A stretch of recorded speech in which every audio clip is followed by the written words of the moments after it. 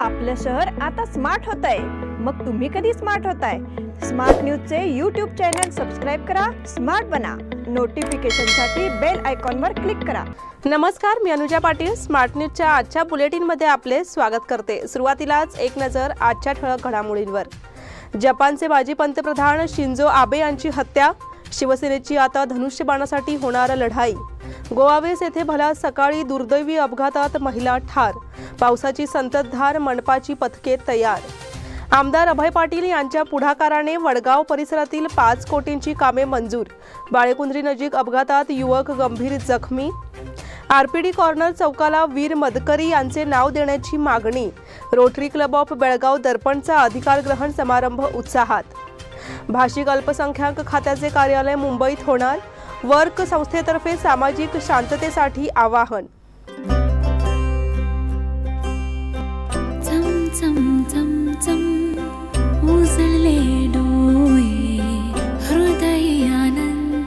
BS Channabasappa and Sons, the Textile Mall. Grand opening on 26th June at Tilakwadi, Belagavi.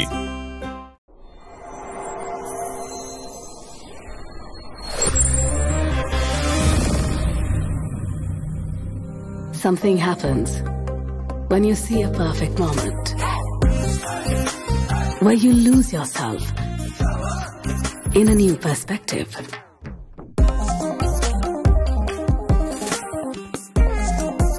A strange energy runs through your mind. The moment you see those shining eyes,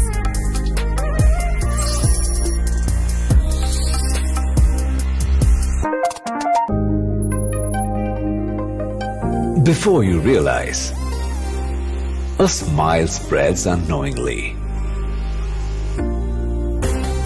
The heart beats rapidly. Finding the right moment is like finding the right partner.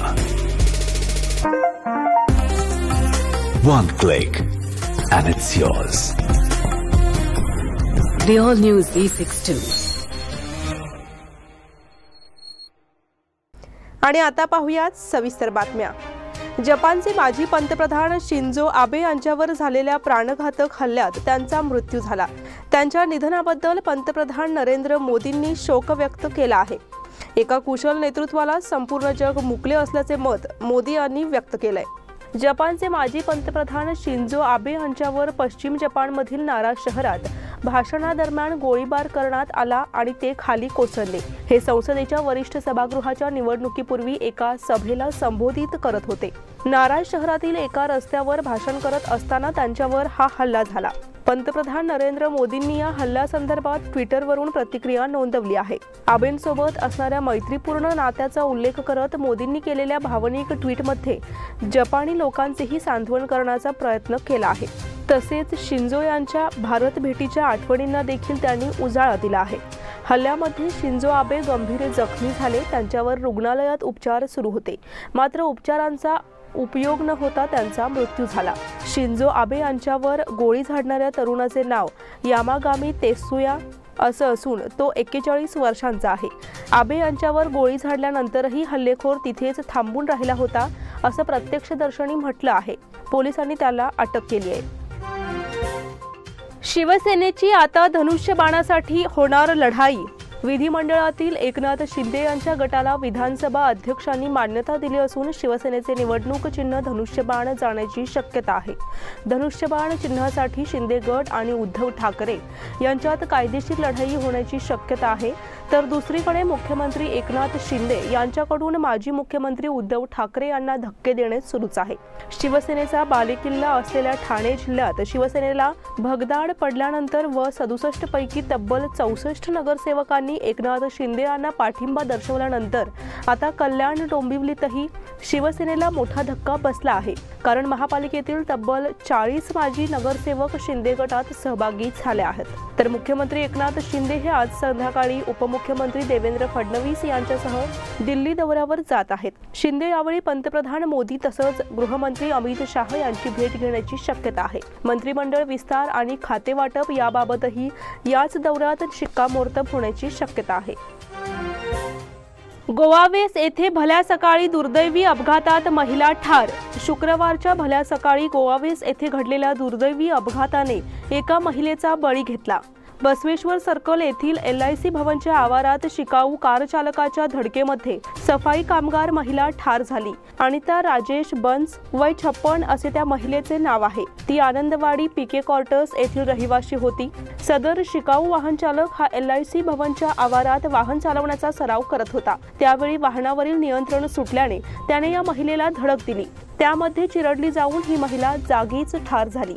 तसेच वाहनाचे नुकसान झाले आहे। सदर महिलेच्या कुटुंबियांनी ही घटना समजताच एकच आक्रोश केला। संतप्त कुटुंबियांनी त्या कार चालकाला चांगलाच चोप दिला, तसेच त्याला पोलिसांकडे सुपूर्द केले। ही घटना पाहण्यासाठी घटनास्थळी बघ्यांची चांगलीच गर्दी झाली होती। पावसाची संततधार, मनपाची पथके तयार। मागील 4 दिवसांपासून शहर आणि तालुका परिसरात पावसाची संततधार सुरू आहे। शहराच्या अनेक भागात पाणी साचून नागरिकांना समस्यांचा सामना करावा लागत आहे। काही ठिकाणी झाडे तसेच घरांच्या भिंती कोसळल्याचे प्रकार वाढले आहेत। मारुती गल्ली येथील शाळा क्रमांक 1च्या जीर्ण इमारतीचे छत कोसळून नुकसान झाल्याची घटना गुरुवारी सायंकाळी घडली आहे। अशा घटनांची शक्यता लक्षात घेऊन मनपाकडून पावले उचलण्यात येत आहेत। पावसाचा जोर वाढल्याने महापालिकेने आपत्ती निवारण पथकांची स्थापना केली आहे। शहराच्या दक्षिण व उत्तर विभागांसाठी स्वतंत्र पथके स्थापन केली आहेत। याशिवाय महापालिकेच्या मुख्य कार्यालयातील हेल्पलाईन कक्षातील कर्मचाऱ्यांना 24 तास सतर्क राहण्याची सूचना दिली आहे। आपत्तीजनक स्थिती निर्माण झाल्यास महापालिकेतील 083124053337 किंवा 083124053316 या हेल्पलाईन क्रमांकावर नागरिक संपर्क साधू शकतात। त्यानंतर तातडीने महापालिकेचे पथक मदतीसाठी पोहोचेल असेही कळविले आहे। आमदार अभय पाटील यांच्या पुढाकाराने वडगाव परिसरातील 5 कोटींची कामे मंजूर। वडगाव परिसरातील नागरिकांनी केलेल्या मागणीनुसार विविध स्वरूपाची कामे हाती घेण्यात आली आहेत। त्यासाठी सुमारे 5 कोटी रुपयांचा निधी उपलब्ध करून देण्यात आलाय। सदर कामांची सुरुवात झाली असून येत्या 3 महिन्यात ही कामे पूर्ण होणार असल्याची माहिती आमदार अभय पाटील यांनी दिली आहे। नाझर कॅम्प ते केलेस चॅरिटेबल हॉस्पिटल पर्यंत मार्गावर फुटपाथ स्वरूपात वॉकिंग ट्रॅक निर्माण करण्याची मागणी नागरिकांनी केली होती। त्यानुसार सदर काम हाती घेण्यात आले आहे। या रस्त्याची लांबी सुमारे 1.5 किलोमीटर इतकी आहे, तर याची रुंदी 10 फूट इतकी असणार आहे। सदर कामामुळे नागरिकांना सकाळी आणि संध्याकाळी येथून फेरफटका मारण्याची सुविधा उपलब्ध होणार आहे। त्याचबरोबर या भागात असणाऱ्या वसाहतींमध्ये पाणी साचून राहण्याची समस्या होती। त्याचे निवारण करण्यासाठी नाला आणि गटार बांधणी यांची कामे देखील हाती घेण्यात आली आहेत। या सर्व कामांसाठी प्रारंभ झाला असल्याचे त्यांनी सांगितले। नाझर कॅम्प वडगाव पासून KLE चॅरिटेबल हॉस्पिटल तिथनं जो गणपती मंदिर आहे तिथपर्यंत जवळपास 1.5 किलोमीटरचा हा रस्ता वॉकिंग ट्रॅक करा, इथं फुटपाथ करून द्या असं मॉर्निंग वॉकर्सनी विनंती केली होती। त्याला मान्यता देऊन या कामाला सुरुवात केलेलं आहे। जवळपास 10 फुटी रुंदी असणारा 1.5 किलोमीटर लांबी असणारा हा फुटपाथ आणि तिथं रेलिंग असणार आहे। त्याचबरोबर या आजूबाजूचे जे कॉलन्या आहेत त्या कॉलनीत पाणी साचत होतं, तर ते निचारण करण्याच्या दृष्टिकोनातनं एक मोठं नाला निर्माण करायचं होतं, तर त्या कामाला पण सुरुवात केलेलं आहे। त्याचबरोबर रोडच्या डावीकडून गटर निर्माण करण्याचं कामाला सुद्धा सुरुवात केली आहे। एकंदरीत हे जे तिन्ही प्रकल्प आहेत या तिन्ही प्रकल्पाला जवळपास 5 कोटी रुपये फंड अपेक्षित आहे। हे फंड रिलीज करून कामाला सुरुवात केलेलं आहे। येणाऱ्या 3 महिन्याच्या आत हे काम पूर्ण होईल। बाळेकुंद्री नजीक अपघातात युवक गंभीर जखमी। जिल्ह्यात अपघाताच्या घटना वाढत चालल्या आहेत। बागलकोट मार्गावरील बाळेकुंद्री होनियाळ गावादरम्यान एक अपघात घडला। या अपघातात एका युवकाचे दोन्ही पाय निकामी झाले आहेत। महांतेश सनदी वय 35 राहणार माविनकट्टी असे अपघातात दोन्ही पाय गमावलेल्या युवकाचे नाव आहे। या अपघाताची माहिती मिळताच तात्काळ घटनास्थळी रुग्णवाहिकेला पाचारण करण्यात आले। त्यानंतर युवकाला घेऊन जिल्हा रुग्णालयात दाखल करण्यात आले। सदर घटनेची नोंद मारिहाळ पोलीस ठाण्यात करण्यात आली आहे। RPD कॉर्नर चौकाला वीर मदकरी यांचे नाव देण्याची मागणी। आरपीडी कॉर्नर हा शहराच्या उपनगरी भागातील एक महत्त्वाचा चौक आहे। या चौकाला राजा वीर मदकरी यांचे नाव देण्यात यावे अशी मागणी राजा वीर मदकरी गर्जना संघ आणि प्रज्ञावंत नागरिक संघ यांच्या वतीने करण्यात आली आहे। या मागणीचे निवेदन मनपा प्रशासनाला नुकतेच सादर करण्यात आले। या निवेदनात म्हटले आहे की राजा वीर मदकरी यांनी लढवय्या वृत्ती दाखवून समाजासमोर आदर्श निर्माण केला होता। त्यांच्या स्मृतीची जपणूक बेळगावात व्हावी यासाठी मनपाने या चौकाला वीर मदकरी यांचे नाव द्यावे अशी मागणी करण्यात आली। यावेळी विविध संघटनांचे पदाधिकारी उपस्थित होते। ಬೆಳಗಾವಿ ಮಹಾನಗರ ಪಾಲಿಕೆ ಹಾಗೂ ಜಿಲ್ಲಾ ಆಡಳಿತ ಬೆಳಗಾವಿ ಮಧ್ಯಭಾಗದಲ್ಲಿರ್ತಕ್ಕಂಥ ರಾಣಿ ಪಾರ್ವತಿ ದೇವಿ ಮಹಾವಿದ್ಯಾಲಯ ಹತ್ರ ಏನು ವೃತ್ತಿದೆ ಆ ವೃತ್ತಕ್ಕೆ ದಂಡುಗುಳಿ ರಾಜಾವೀರ್ ಮದಕರಿ ನಾಯಕ ಹೆಸರಿಡಬೇಕೆಂದು ಮಹಾನಗರ ಪಾಲಿಕೆ ಹಾಗೂ ಜಿಲ್ಲಾ ಆಡಳಿತ ಏನು ಕ್ರಮವನ್ನು ತೆಗೆದುಕೊಂಡಿದೆ ಅದು ಬಹಳ ಸ್ವಾಗತಾರ್ಹ ಇರತಕ್ಕಂಥ ವಿಷಯ। ಅದನ್ನು ನಾವು ಕನ್ನಡಿಗರಾಗಿ ಹಾಗೆ ಎಲ್ಲ ಸಮಾಜ ವತಿಯಿಂದ ಅದನ್ನು ನಾವು ಸ್ವಾಗತಿಸ್ತೀವಿ। ಅದರ ಪ್ರತಿಮೆ ಕೂಡ ಮುಂದಿನ ದಿನಗಳಲ್ಲಿ ಆ ವೃತ್ತಕ್ಕೆ ಒಂದು ಸರ್ಕಾರ ನಿಲ್ಲಿಸುವಂಥ ಕ್ರಮ ತೆಗೆದುಬೇಕು। ಅದಕ್ಕೆ ನಾವು ಸಂಪೂರ್ಣವಾದ ಬೆಂಬಲ ಇದೆ, ಅದಕ್ಕೆ ಯಾರ್ದು ಆಕ್ಷೇಪಣೆ ಇಲ್ಲ। ಇದು ಎಲ್ಲರೂ ಖುಷಿ ಪಡುವಂಥ ವಿಷಯ। ಯಾಕೆ ಒಂದಂಥ ಮಹಾನಾಯಕನ ಹೆಸರು ಹಿಡಿದು ಅದು ಒಂದು ಸೌಭಾಗ್ಯ। ಯಾಕಂದರೆ ಅವರು ದುರ್ಗಕ್ಕೆ ಅಷ್ಟೇ ಸೀಮಿತ ಅಲ್ಲ, ಇಡೀ ರಾಷ್ಟ್ರಕ್ಕೆ ಸೀಮಿತವಾಗಿರ್ತಕ್ಕಂತಹ ರಾಜ ವೀರ ಮದಕರಿ ನಾಯಕ ಹೆಸರು ಇಡು ಅಂದರೆ ಇದು ನಾವು ನಿಜವಾಗ್ಲೂ ಇದನ್ನು ವಿಜೃಂಭಿಸ್ತೀವಿ, ಅದನ್ನು ಸ್ವಾಗತಿಸ್ತೀವಿ ಜಿಲ್ಲಾಡಳಿತವನ್ನು। ಇಷ್ಟು ಹೇಳಿ ಎರಡು ಮಾತು ಮುಗಿಸ್ತೀವಿ। रोटरी क्लब ऑफ बेळगाव दर्पणचा अधिकार ग्रहण समारंभ उत्साहात। रोटरी क्लब ऑफ बेळगाव दर्पणचा अधिकार ग्रहण समारंभ नुकताच पार पडला। येथील हॉटेल इफाच्या सभागृहात हा कार्यक्रम झाला। या कार्यक्रमात नूतन अध्यक्षा म्हणून आशा पाटील आणि सचिव म्हणून डॉक्टर स्फूर्ती मास्तीहोळी यांनी सूत्रे स्वीकारली। क्लबच्या खजिनदारपदी रेश्मा जितुरी यांनी सूत्रे हाती घेतली। कार्यक्रमाला प्रमुख पाहुणे म्हणून क्लबचे डीजी नासिर बोरसदवाला आणि डॉक्टर राहुल साठे हे उपस्थित होते। त्यांनी यावेळी क्लबच्या नूतन सदस्यांना अधिकार सूत्रे प्रदान केली तसेच मार्गदर्शन केले। रोटरी क्लबने यावर्षी हाती घेतलेल्या उपक्रमांची माहिती यावेळी देण्यात आली। कार्यक्रमामध्ये प्रांतपाल व्यंकटेश देशपांडे, माजी प्रांतपाल आनंद सराफ यांच्यासह विविध क्लबचे पदाधिकारी सहभागी झाले होते। भाषिक अल्पसंख्याक खात्याचे कार्यालय मुंबईत होणार। भाषिक अल्पसंख्याक खात्याचे कार्यालय मुंबई येथे सुरू करण्याचा निर्णय घेतला आहे। त्यामुळे अनेक दिवसांपासून महाराष्ट्र एकीकरण समितीतर्फे केली जात असलेली मागणी मान्य होत असल्याचे दिसून येत आहे। कर्नाटक महाराष्ट्र सीमावाद निर्माण झाल्यानंतर 1971 मध्ये भाषिक अल्पसंख्याक खात्याचे कार्यालय बेळगाव येथे स्थलांतरित करण्याचा निर्णय तत्कालीन पंतप्रधान इंदिरा गांधी यांनी घेतला होता। त्यामुळे सीमा भागातील मराठी भाषिकांना मोठा दिलासा मिळाला होता। सीमा भागात होणाऱ्या कन्नड सक्तीबाबत बेळगाव आणि सीमा भागातील मराठी भाषिक किल्ला येथील कार्यालयात जाऊन समस्या मांडत होते। मात्र भाषिक कार्यालयातील कर्मचारी निवृत्त झाले आहेत असे कारण देत बेळगाव येथील कार्यालय चेन्नई येथे हलविण्याचा निर्णय घेतला होता।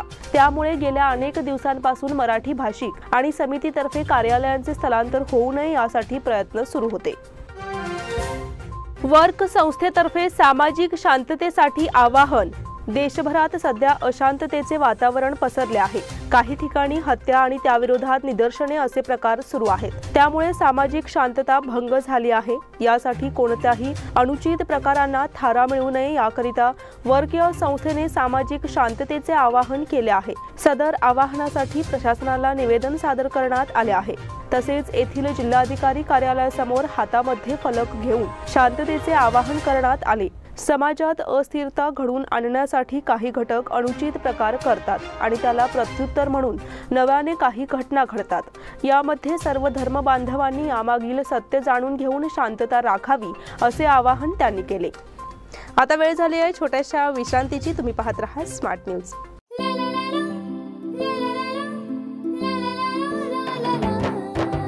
जले दीप अंगना में होगी रोशन दुनिया, पलकों तले छा जाए चांद तारों का साया। रंगोली में खिले रंग खुशियों की भी तरानी, तन मन झिलमिल जाए हर पल होंगी सुहानी। ये अटूट बंधन खिले हर आशियाना, रंग वस्त्रों का खजाना मन भाए आराधना। रंग वस्त्रों का खजाना मन भाए आराधना। आराधना मारुति गली बेलगाम। मन भाए आराधना। बेलगाम वासियों के पसंद में उतरा उड़ान बार एंड रेस्टोरेंट। सोशल डिस्टेंसिंग का ख्याल रखते हुए हमारा स्टाफ देता है बेहतरीन सर्विस का विश्वास। यहां है पार्टी और फंक्शन के लिए 3 आलीशान हॉल, कारपोरेट डिनर मीटिंग के लिए 3 अलग कक्ष, IPL मैच देखने के लिए 3 बड़े स्क्रीन की विशेष सुविधा। इसके साथ ही साफ सुथरा किचन जहां हमारा वेल क्वालिफाइड स्टाफ देता है क्वालिटी और हाइजीनिक फूड की गारंटी। तो फिर खाने की हो बात तो आना परिवार के साथ। उड़ान बार एंड रेस्टोरेंट, लिंगराज कॉलेज के पास, बेलगावी। फोन 0831243577। विश्रांतीनंतर पुन्हा एकदा आपले स्वागत। बेळगाव जिल्हा कोऑपरेटिव्ह बँक असोसिएशनतर्फे सहकारी बँकांच्या संचालक मंडळ व CEO यांच्यासाठी प्रशिक्षण कार्यशाळा झाली। असोसिएशनचे अध्यक्षस्थानी होते। प्रारंभी असोसिएशनचे गौरवाध्यक्ष MD चुनमरी यांनी प्रास्ताविक केले। यानंतर गोकाकच्या महालक्ष्मी अर्बन बँकेचे अध्यक्ष बाळासाहेब मांगलेकर यांना कर्नाटक सरकारचा सहकार रत्न पुरस्कार मिळाल्याबद्दल असोसिएशनतर्फे संचालक व हारुगेरी जनता सहकारी बँकेचे अध्यक्ष यांच्या हस्ते सत्कार करण्यात आला। यावेळी असोसिएशनचे उपाध्यक्ष बाळाण्णा बाळासाहेब काकतकर, खजिनदार AK महाजन शेट्टी, संचालक RT शिराळकर, PS ओवळकर, दैवज्ञ बँकेचे माजी सरव्यवस्थापक MS शेठ, शांतापण्णा मिर्जी बँकेचे माजी सरव्यवस्थापक BA भोजकर आदी उपस्थित होते। GITचा सोमय्या इन्स्टिट्यूटशी सामंजस्य करार। KLS गोगटे इन्स्टिट्यूट ऑफ टेक्नॉलॉजीने समीरवाडी जमखंडीतील KJ Somaiya institute of applied agriculture research समवेत सामंजस्य करार केला। प्राध्यापक आणि विद्यार्थी या दोघांनाही संस्थांच्या परिपूर्ण सहाय्य आणि संधी समजून घेऊन ऊस उत्पादक शेतकऱ्यांच्या समस्यांवर तोडगा काढावा हा या कराराचा मुख्य उद्देश आहे। दोन्ही संस्थांनी विद्यार्थी शिक्षक प्रकल्प, प्रशिक्षण, ऊस उत्पादक क्षेत्रात इंटर्नशिप यासारख्या विविध उपक्रमांद्वारे शैक्षणिक आणि तांत्रिक सहकार्यांमध्ये संयुक्तपणे स्वतःला गुंतवले आहे। KLS GIT व्यवस्थापन मंडळाचे अध्यक्ष राजेंद्र बेळगावकर आणि KIARचे संचालक डॉक्टर अशोक कडलगे यांनी या सामंजस्य करारावर स्वाक्षऱ्या केल्या। जिल्ह्यातील 15 गावात सरकारी जमीनच उपलब्ध नसल्याचे स्पष्टीकरण। बेळगाव हा राज्यात सर्वात मोठा जिल्हा, पण या जिल्ह्यातील 15 गावात सरकारी जमीनच शिल्लक नाही अशी धक्कादायक माहिती पुढे आली आहे। 233 गावात स्मशानभूमी नसल्यामुळे झालेल्या सर्वेक्षणात ही माहिती उघड झाली असून आता ज्या ठिकाणी सरकारी जमीन नाही तिथे खासगी जमीन खरेदी करून स्मशानभूमी उभारण्यात येणार आहे।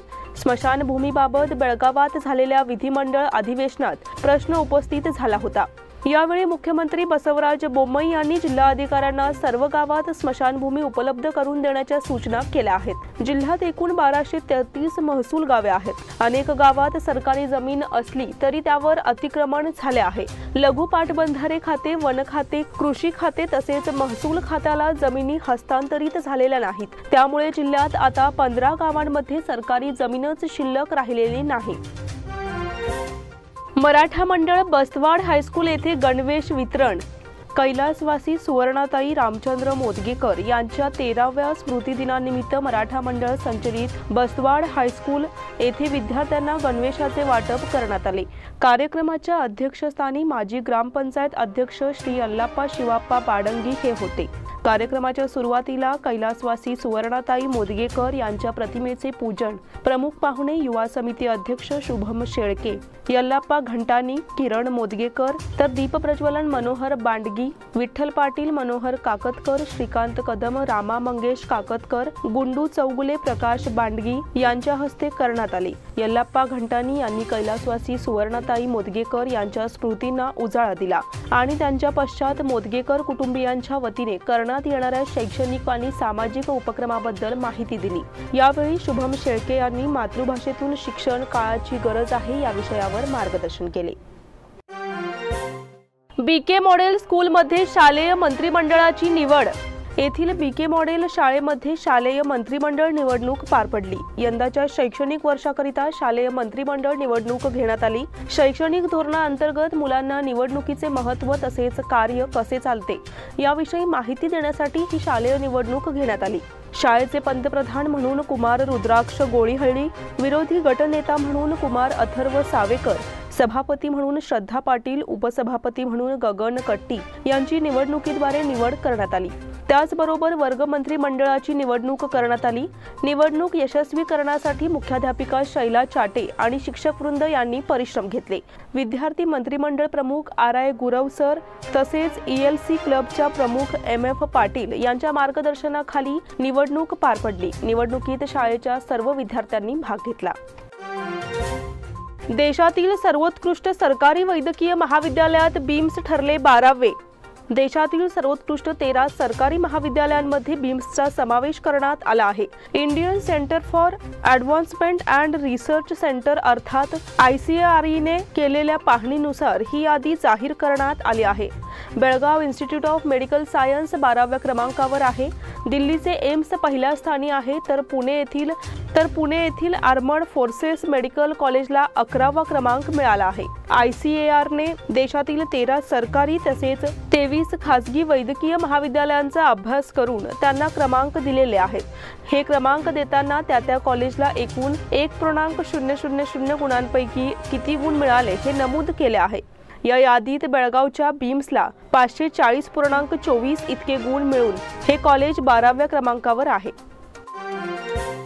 बीके कंगराळी ग्रामपंचायत अध्यक्ष उपाध्यक्ष निवडणूक 15 रोजी। बीके कंगराळी या गावाच्या ग्रामपंचायत अध्यक्ष व उपाध्यक्ष पदासाठी येत्या 15 जुलै रोजी निवडणूक होणार असल्याचे पत्र निवडणूक अधिकारी वर्गाकडून ग्रामपंचायत कार्यालयात प्राप्त झाल्याची माहिती ग्रामपंचायतीतर्फे देण्यात आली।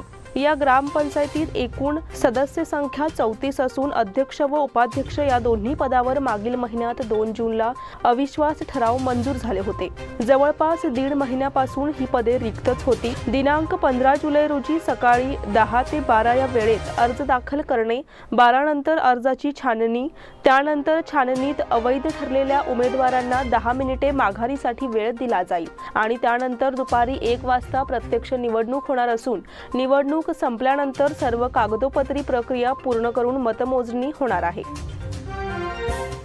बुदिहाळ येथील वारकरी दिंडी पंढरपूरला रवाना।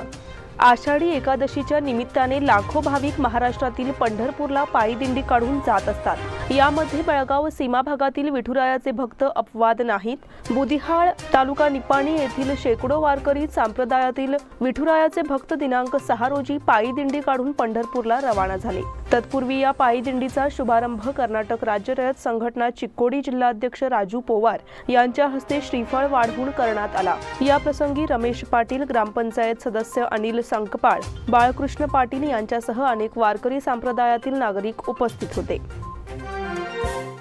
औद्योगिक क्षेत्रात दर शनिवारी सकाळी 6 ते 8 वीज खंडित।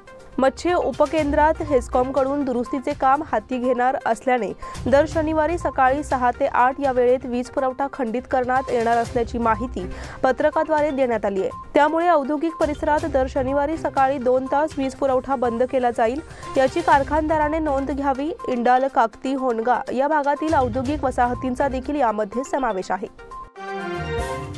छळ असह्य झाल्याने चंद्रशेखर गुरुजींची हत्या केल्याची कबुली। वास्तुतज्ञ चंद्रशेखर गुरुजींकडून रोज छळ केला जात होता। त्यांच्या छळाला कंटाळून हत्या केल्याची माहिती संशयित महांतेश याने पोलिसांना दिली आहे। आपल्यासह पत्नी वनजाक्षीने 12 वर्षांपूर्वी गुरुजींकडील नोकरी सोडली होती। 16 मध्ये त्यांच्याशी संबंध तोडले होते। स्वतःचा उद्योग सुरू करून संसार चालवत होतो। रिअल इस्टेटीसह इतर काही उद्योगातून पुरेसे उत्पन्न मिळत होते, पण गुरुजींकडून आपल्या प्रत्येक कामात अडसर निर्माण करण्यात येत होता। व्यापार करण्यात आडकाठी आणणे, आपल्या जीवनात ढवळाढवळ करण्याचे काम ते करत होते। त्यांचा मानसिक छळ असह्य झाला होता। कोणताही व्यवहार केला तरी त्यामध्ये ते धमकावत होते। कोणती तरी समस्या निर्माण करण्याचे काम ते करत होते, असे महांतेशने सांगितल्याची माहिती मिळाली आहे। निवृत्तीनंतर भारतीय सानियाची भावनिक पोस्ट। टेनिस जगतामध्ये सध्या विम्बल्डनचा थरार रंगात आलेला आहे। या दरम्यान भारतीय टेनिससाठी काहीशी वाईट बातमी आली आहे। भारतीय तारांकित टेनिसपटू सानिया मिर्झाने टेनिसमधून निवृत्ती स्वीकारली आहे। विम्बल्डन 2022 ही आपल्या कारकिर्दीतील शेवटची स्पर्धा असेल याची कल्पना तिने पूर्वीच दिलेली होती। त्यामुळे या स्पर्धेच्या मिश्र दुहेरीतील उपांत्य फेरीचा सामना तिचा शेवटचा सामना ठरला। आपल्या शेवटच्या सामन्यानंतर तिने सोशल मीडियावर भावनिक पोस्ट लिहिली आहे। मिश्र दुहेरी प्रकारात सानिया आणि तिचा क्रोएशियन जोडीदार मेट पॅव्हिक यांना गतविजेत्या नील कुप्स्की आणि डिझायर क्रोझिक यांच्याकडून 4-6, 7-5, 6-4 असा पराभव स्वीकारावा लागला। महिला दुहेरी स्पर्धेतून तर ती यापूर्वीच बाहेर पडली होती। याच स्पर्धेत सानियाने 2015 मध्ये महिला दुहेरी गटात विजेतेपद पटकावले होते। याच मैदानावर तिने आपल्या कारकिर्दीतील शेवटचा सामना खेळला। शेवटच्या सामन्यानंतर सानियाने सोशल मीडियावर लिहिले, खेळामध्ये तुमचा मानसिक, शारीरिक आणि भावनिक क्षमतेचा कस लागतो। येथे तुम्हाला विजय आणि पराभव पचवावे लागतात। पराभूत झाल्यानंतर कित्येक रात्री झोपही येत नाही। असे असले तरी खेळातून तुम्हाला बरेच काही मिळवता देखील येते। मला खेळातूनच जे मिळाले रिटेक मला खेळातून जे मिळाले त्याबद्दल मी समाधानी आणि कृतज्ञ आहे। विम्बल्डनमध्ये खेळणे माझ्यासाठी गौरवाची गोष्ट आहे। मला नक्कीच या सर्वांची आठवण येईल। बर्मिंगहॅम राष्ट्रकुल स्पर्धेत नीरज चोप्रा हिंदुस्थानचा ध्वजवाहक। येत्या 28 जुलैपासून बर्मिंगहॅम इंग्लंड येथे यंदाची राष्ट्रकुल क्रीडा स्पर्धा खेळवली जाणार आहे। ऑलिम्पिक चॅम्पियन भालाफेकपटू नीरज चोप्रा तिरंगा हाती घेऊन स्पर्धेच्या शुभारंभी सोहळ्यातील संचलनात हिंदुस्थानी पथकाचे नेतृत्व करणार आहे। हिंदुस्थानी ऑलिम्पिक महासंघाने चोप्राची भालाफेक प्रकारासाठी हिंदुस्थानी पथकात निवड केली आहे। 24 वर्षीय नीरजकडून देशाला या स्पर्धेत सुवर्ण पदकाची मोठी आशा आहे। 5 ते 7 ऑगस्ट 2022 या कालावधीत राष्ट्रकुल स्पर्धेतील भालाफेक प्रतियोगिता खेळवली जाणार आहे। राफेल नदालची विम्बल्डनमधून माघार। टेनिसपटू राफेल नदालने विम्बल्डनमधून माघार घेतली आहे। पोटातील स्नायूंच्या दुखापतीमुळे पुढचे 2 सामने जिंकू शकत नाही। त्यामुळे आत्मसन्मानासाठी स्पर्धेतून माघार घेण्याचा निर्णय घेतल्याचे राफेल नदालने म्हटले आहे। राफेलच्या या निर्णयाने ऑस्ट्रेलियाच्या निक किर्गिओसला आपल्या कारकिर्दीतील पहिली ग्रँड स्लॅमच्या अंतिम फेरीत प्रवेश मिळाला आहे। नदालला स्पर्धेच्या सुरुवातीपासूनच पोटातील स्नायूंमध्ये दुखापत होती। मात्र बुधवारी झालेल्या टेलर फ्रीज विरुद्धच्या उपांत्यपूर्व फेरीत ही दुखापत वाढली। मात्र असह्य वेदना होत असतानाही नदालने लढा देत सेमीफायनलमध्ये प्रवेश केला होता। मात्र आता ही दुखापत वाढल्यानं राफेल नदालने सेमीफायनलमध्ये न खेळण्याचा निर्णय घेतला आहे। दुखापतीमुळे पुढचे 2 सामने जिंकू शकत नाही। माझ्यासाठी विजेतेपदापेक्षा आनंद महत्त्वाचा आहे। ही दुखापत जास्त दीर्घकाळ राहू नये यासाठी मी हा निर्णय घेतला असल्याचे नदालने म्हटले आहे। राव युवा अकॅडमीला राष्ट्रीय तायक्वांदो स्पर्धेत 9 सुवर्ण, 16 रौप्य पदके आणि 4 कांस्य पदक। बेळगाव जिल्हा तायक्वांदो असोसिएशनचा घटक असलेल्या काकती येथील राव युवा अकॅडमीचे तायक्वांदो क्रीडापटूने बेंगळूर येथील अशोका कन्व्हेन्शन हॉलमध्ये दिनांक 2 व 3 जुलै रोजी वर्ल्ड तायक्वांदो फेडरेशनच्या नियमानुसार घडलेल्या राष्ट्रीय सब ज्युनियर, कॅडेट, ज्युनियर व सिनियर तायक्वांदो स्पर्धेत सुयश प्राप्त करून जिल्ह्याची शान वाढवली।